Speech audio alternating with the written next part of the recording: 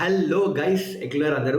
So ఈ particular వీడియోలో మనం ఒక పెద్ద కన్ఫ్యూజన్ క్లియర్ చేసేద్దాం. దట్ ఏపీ వాళ్ళు తెలంగాణ ఎబ్సెట్ ఎగ్జామ్ రాస్తే వాళ్ళ ఎలిజిబుల్ సీట్ వాళ్ళకి వస్తుందా లేదా, అడ్మిషన్ వాళ్ళకి అడ్మిషన్ ఆ కౌన్సిలింగ్ ప్రాసెస్ ఏదైతే ఉందో అందులో వాళ్ళు ఎంటర్ అవ్వచ్చా లేదా అనే దాని గురించి డిస్కస్ చేద్దాం. సో ఈ వీడియో ఎండ్ వరకు చూడండి, మీకు క్లారిటీగా చెప్తాం. ఇందులో ప్రజెంట్ ఎలాంటి చేంజెస్ చేసిండ్రు గవర్నమెంట్, అండ్ ఒకవేళ ఒక ఏపీ స్టూడెంట్ తెలంగాణ ఎబ్సెట్ త్రూ వెళ్ళాలి అనుకుంటే ఇంజనీరింగ్ కాలేజెస్కి ఏ క్రైటీరియా ఫుల్ఫిల్ చేసి ఉండాలి అనే దాని గురించి డిస్కస్ చేద్దాం డీటెయిల్గా. ఓకే, సో ఈ వీడియో ఎండ్ వరకు చూడండి. అండ్ ఇలాంటి ఎబ్సెట్కి సంబంధించిన మోర్ డీటెయిల్స్ కోసం మన ఛానల్ సబ్స్క్రైబ్ చేసుకొని పెట్టుకోండి. అయితే ఇక్కడ అబ్జర్వ్ చేయండి, ఒక ఆర్టికల్ చూపిస్తాను మీకు. ఈ ఆర్టికల్ ఈ ఆర్టికల్ త్రూ చాలా క్లియర్గా మెన్షన్ చేసిండ్రు దట్ ఫస్ట్లీ ఇక్కడ హెడ్లైన్స్ చూసుకుంటే ఏపీ విద్యార్థులు పోటీ పడడానికి అవకాశం లేదు, 6 నుంచి 12వ తరగతి వరకు చదువు ఆధారంగా స్థానికత గుర్తింపు, ఇంజనీరింగ్తో పాటు వృత్తి విద్యా కోర్సులకు వర్తింపు, జియో 15 దారి. Okay, so basically what does this even mean is, to break it down in a very simple way. EAPCET ఎగ్జామ్లో మనకి లాస్ట్ ఇయర్ వరకు ప్రతి ఇయర్ ఎట్లుంటుంది అంటే 70% కన్వీనర్ సీట్స్ ఉంటాయి, 30% మేనేజ్మెంట్ కోటా ఉంటుంది. ఈ 70% సీట్స్ వచ్చేసి మన ఎబ్సెట్ ఎగ్జామ్ ద్వారా ఫిల్ చేస్తారు. ఓకే, ఈ 70% సీట్స్లో లాస్ట్ ఇయర్ వరకు ఎట్లుండే అంటే 85%, 15%. ఈ 85% లోకల్ స్టూడెంట్స్కి, అంటే మన తెలంగాణ స్టూడెంట్స్కి కేటాయిస్తుండే. అండ్ మిగిలిన ఈ 15% ఏదైతే ఉందో, ఓకే, ఈ 15%లో ఆంధ్ర స్టూడెంట్స్, ఇంకా మన రాయలసీమ స్టూడెంట్స్, ఓకే, అండ్ దాంతోపాటు వేరే కేటగిరీస్ వాళ్ళు ఇందులో అప్లై చేసుకోవచ్చు. ఈ 15% కేటగిరీలో ఈ 15% కేటగిరీని నాన్ లోకల్ లేదా అన్రిజర్వ్డ్ కేటగిరీ అంటుండే. అది లాస్ట్ ఇయర్ వరకు. కానీ ప్రెసెంట్ ఎట్లుంది, ఇప్పుడు 10 ఇయర్స్ వరకు అది ఏదైతే లాస్ట్ ఇయర్ వరకు ఉన్న ఆ క్రైటీరియా స్ట్రక్చర్ ఫాలో అవుతుండే. కానీ ఇప్పుడు ప్రెసెంట్ ఏంటి అంటే 10 ఇయర్స్ అయిపోయింది కాబట్టి ఈ కొత్త జీవో అయితే పాస్ చేసింది గవర్నమెంట్. ఇందులో ఏంటి అంటే ముందు ఉన్న 85% ఏదైతే లోకల్ తెలంగాణ స్టూడెంట్స్కి ఆ సీట్స్ ఏవైతే మనం కేటాయిస్తామని చెప్పిండ్రో అది ఉంటుంది ఖచ్చితంగా. ఈ మిగిలిన 15% ఏదైతే ఈ నాన్ లోకల్ లేదా అన్రిజర్వ్డ్ కేటగిరీ అని చెప్తారు కదా, ఈ నాన్ లోకల్ అన్రిజర్వ్డ్ కేటగిరీలో ఈ ఇయర్ నుంచి రాయలసీమ స్టూడెంట్స్, ఆంధ్ర స్టూడెంట్స్కి ఎలిజిబిలిటీ లేదు, వీరు ఇంకా అప్లై చేయలేదు. సో దీన్ని బట్టి ఒకటైతే క్లియర్గా అర్థమవుతుంది ఏంటంటే, ఒకవేళ మీరు మీ ఎడ్యుకేషన్ అండ్ మీ పేరెంట్స్ కూడా కంప్లీట్గా ఆంధ్ర ఇంకా రాయలసీమలో చదువుకొని ఉంటే, అంటే ఆ రాయలసీమలో ఉండుంటే, ఓకే, దెన్ డెఫినెట్గా మీరైతే మన టిఎస్ ఎబ్సెట్ కౌన్సిలింగ్కి ఎలిజిబుల్ అవ్వరు, మీకైతే సీట్ ఇవ్వరు ఈ ఇయర్ నుంచి అనేది చాలా క్లియర్గా మెన్షన్ చేసి. లాస్ట్ ఇయర్ వరకు ఉండే, లాస్ట్ ఇయర్ వరకు ఆ 15%లో ఎవరైతే కంప్లీట్గా ఆంధ్ర అండ్ తెలంగాణ, ఆంధ్ర అండ్ రాయలసీమలో ఉన్నారో, వాళ్ళ పేరెంట్స్ కూడా అక్కడే ఉన్నారో, కంప్లీట్గా వాళ్ళకు ఉంటుండే 15%లో వాళ్ళు అప్లై చేసుకోవచ్చు. కానీ ఈ ఇయర్ నుంచి అది కూడా తీసేసిండ్రు. సో ఆ 15%లో కూడా ఓన్లీ నాన్ లోకల్ క్యాండిడేట్స్ మాత్రమే అప్లై చేసుకోవచ్చు అనమాట. నాన్ లోకల్ క్యాండిడేట్స్ కూడా క్రైటీరియా చెప్తాను మీకు, ఎవరు అప్లై చేసుకోవచ్చు అని. Okay, but again making it very clear, ఒకవేళ మీ ఎడ్యుకేషన్ అండ్ మీ పేరెంట్స్ కూడా ఆంధ్ర అండ్ రాయలసీమలో ఉంటే, అంటే కంప్లీట్గా రాయలసీమ అండ్ ఆంధ్రాలోనే రిసైడ్ చేస్తుంటే మాత్రం you are not going to be eligible for TS EAPCET, మీకు అడ్మిషన్ అయితే రాదు. ఓకే, సరే, ఓకే, అదైతే క్లియర్ అన్న. మరి ఈ 15% అప్పుడు ఎవరి కోసం ఇస్తారు అంటే, 15% అనేది వీళ్ళు దీన్ని ఈ 2 కేటగిరీస్ లేదా 3 కేటగిరీస్ లోకి డివైడ్ చేసిండ్రు అనమాట. ఈ 3 కేటగిరీస్ వాళ్ళకైతే ఇస్తారు. ఆ 3 కేటగిరీస్ వాళ్ళు అప్లై చేసుకోవచ్చు ఇందులో. ఆ 3 కేటగిరీస్ వాళ్ళు ఎవరు అంటే, ఫస్ట్ వచ్చేసి ఒకవేళ లెట్సే ప్రజెంట్ మీ పేరెంట్స్ లెట్సే వేరే స్టేట్స్లో ఉంటున్నారు, కానీ మీరు తెలంగాణలో ఒక మినిమం 10 ఇయర్స్ ఉన్నట్టు రెసిడెన్స్ సర్టిఫికేట్ ప్రొవైడ్ చేయగలిగితే, ఆ ప్రూఫ్ చూపించగలిగితే, మీరు ఈ 15%లో అయితే మీరు అప్లై చేసుకోవచ్చు అనమాట. ఈ 15% అన్రిజర్వ్డ్ కేటగిరీలో మీరు ఎలిజిబుల్ అవుతారు, మీరు అప్లై చేసుకోవచ్చు. అది ఒక కేటగిరీ వాళ్ళు. ఇంకోటి ఏంటి అంటే, మీరు ఏ రాష్ట్రానికి చెందిన వారైనా, అంటే ఈ రాయలసీమ, ఆంధ్రనే గాదు, ఏ రాష్ట్రం వాళ్ళైనా ఒకవేళ మీరు తెలంగాణ గవర్నమెంట్‌కి సంబంధించిన organisations like government schools, private I mean government universities తీసుకోండి, లేదంటే గవర్నమెంట్‌కి సంబంధించిన ఆర్గనైజేషన్స్ ఉంటాయి గదా! చాలా కంపెనీస్ ఉంటాయి గదా! అందులో ఒకవేళ మీ పేరెంట్స్ పనిజేస్తుంటే okay. Then in that case also ఆ పేరెంట్స్ వాళ్ళ పిల్లలు గూడా ఎలిజిబులే ఈ 15%లో అప్లై చేసుకోవడానికి. అండ్ దీనికి ఎక్స్‌టెన్షనే థర్డ్ కేటగరీ దట్ రాష్ట్రంలో పై ప్రభుత్వ శాఖలో పనిచేస్తున్న ఉద్యోగుల జీవిత భాగస్వాములు కూడా అర్హులే. అంటే ఇతర రాష్ట్రాల వారు ఇక్కడ ఉద్యోగిగా ఉంటే ఓకే. వారి భాగస్వామి కూడా అర్హులే ఈ పర్టిక్యులర్ కేటగరీలో.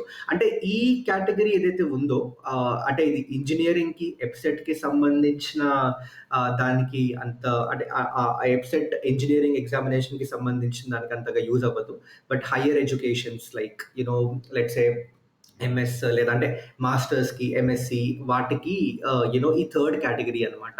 అంటే థర్డ్ కేటగరీ సింపుల్ ఏంటంటే ఇందులో కూడా ఒకవేళ లెట్స్ సే ఇప్పుడు ఆహ్, మీ ఆహ్, ఆహ్, మీ లెట్స్ సే ఒక పేరెంట్స్ ఉన్నారు. ఓకే. వైఫ్ అండ్ హస్బెండ్ ఉన్నారు.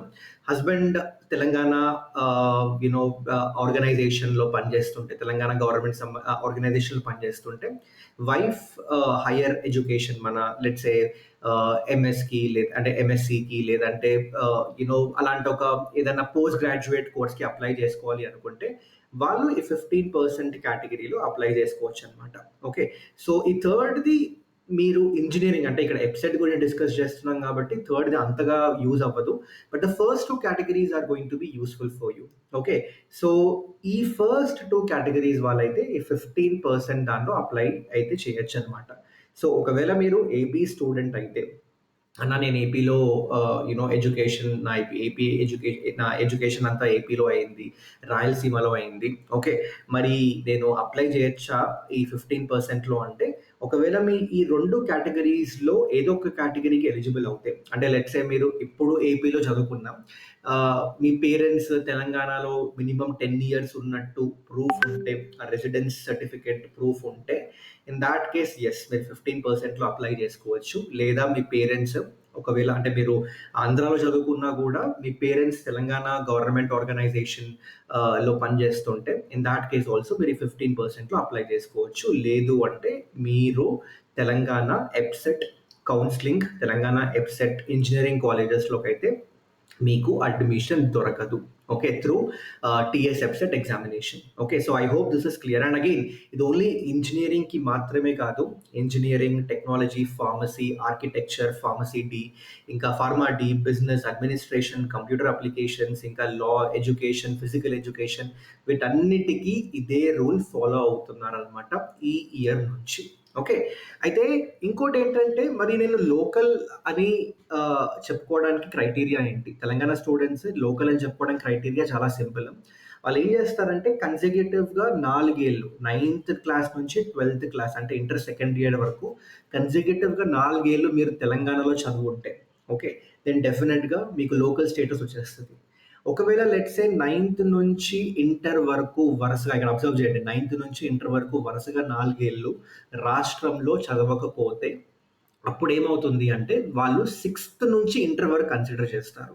అండ్ 6థ్ నుంచి ఇంటర్ వరకు ఇక్కడ ఏం చూస్తారంటే ఎక్కడైనా కన్సిక్యూటివ్‌గా అంటే ఇప్పుడు లెట్స్ సే 6థ్ నుంచి 9థ్ తరగతి వరకు 6, 7, 8, 9 ఓకే. ఈ 4 ఏళ్ళు కన్సిక్యూటివ్‌గా లేదా 7థ్ నుంచి 10వ తరగతి వరకు 7, 8, 9, 10 ఇలా 4 ఏళ్ళు కన్సిక్యూటివ్‌గా చదివాడా అని చూస్తారనమాట. Okay. So, I hope this is clear for you. So, ఒకవేళ మీకు తర్వాత నేను లోకలా కాదా అనే కన్‌ఫ్యూజన్ ఉందనుకోండి. ఓకే. అంటే లెట్స్ సే ఇప్పుడు కొంతమంది స్టూడెంట్స్ ఉంటారు. అన్న నేను ఇంటర్మీడియేట్ ఏపీలో చేసిన. ఓకే. 11థ్ intermediate first year and second year ఏపీలో చదివిన. కానీ నేను 6థ్ క్లాస్ నుంచి 9థ్ క్లాస్ వరకు ఓకే. తెలంగాణలో చదివిన. మరి నేను లోకల్ అవుతానా అంటే నువ్వు లోకల్ అవుతావు. ఓకే. ఎందుకంటే నువ్వు 6, 7, 8, 9 4 ఇప్పుడు సింపుల్‌గా 4 ఏళ్ళు 6థ్ క్లాస్ నుంచి ఇంటర్మీడియేట్ సెకండ్ ఇయర్ వరకు ఈ మధ్యలో కన్సిక్యూటివ్‌గా 4 ఏళ్ళు తెలంగాణలో చదివితే definitely you are going to be considered as a local student. So అది చెప్పిన ఫస్ట్ ఏం అడుగుతారు నీకు అంటే నైన్త్ క్లాస్ నుంచి ఇంటర్మీడియట్ సెకండ్ ఇయర్ వరకు నువ్వు కన్సిక్యూటివ్గా చదివినవా లేదా చూస్తారు. చదివితే తెలంగాణ లోకల్ స్టేటస్ వచ్చేస్తుంది. లేదు, ఇందులో కన్సిక్యూటివ్గా చదవలేదు నువ్వు, సిద్ధంగా చెప్పిన criteria ninth and 10th class తెలంగాణలో చదివినావు, inter first year second year ఆంధ్రాలో చదివినావు, అప్పుడు ఏం చేస్తారు అంటే 6th క్లాస్ నుంచి 9th క్లాస్ చూస్తారు. 6, 7, 8, 9th తెలంగాణలో చదివినావు అనుకో, నీకు తెలంగాణ లోకల్ స్టేటస్ వస్తుంది. లేదా 7th క్లాస్ నుంచి 10th క్లాస్ వరకు చూస్తారు. 7, 8, 9, 10 ఈ 4 ఏళ్ళే తెలంగాణలో చదివినావు అనుకో, అప్పుడు కూడా నీకు లోకల్ స్టేటస్ వస్తుంది అనమాట. So that is what is the local status criteria. So I hope that is also cleared. అంటే ఓన్లీ ఏపీ ఎఫ్సెట్ స్టూడెంట్స్కే కాదు, తెలంగాణ వాళ్ళకు కూడా క్లియర్ అయిపోయింది ఇక్కడ దట్ నేను లోకలా కాదా అనేది. ఓకే, సో దీంతో ఇంకో పెద్ద కన్ఫ్యూజన్ కూడా చాలా మంది అడుగుతుండే, అన్న నేను ఇంటర్ వైజాగ్లో చేసిన, అన్న నేను ఇంటర్ వైజాగ్ విజయవాడలో చేసిన, నేను తెలంగాణ వాడినే, నేను తెలంగాణలో 6th క్లాస్ నుంచి 10th క్లాస్ వరకు చదివినా, మరి నేను టీఎస్ వెబ్సైట్ రాసిన కదా, నాకు ఎలిజిబిలిటీ ఉంటుందా అంటే నువ్వు ఎలిజిబిలిటీ ఉంటుంది, నువ్వు లోకల్కి దీన్ని లోకల్ కిందనే కన్సిడర్ చేస్తారు అనమాట. Okay, so I hope that is clear for every one.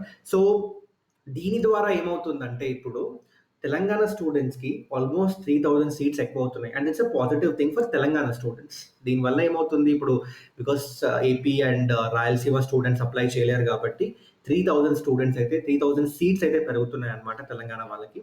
So అదనమాట మన local and non local criteria for AP students. So ఈ ఇందాక చూపించిన ఆర్టికల్ నేను కావాలంటే మన డిస్క్రిప్షన్లో డ్రైవ్ లింక్లో అప్లోడ్ చేస్తాం. జస్ట్ గో త్రూ ఇట్, ఒకసారి చదవండి, మీకు క్లారిటీ వచ్చేస్తుంది.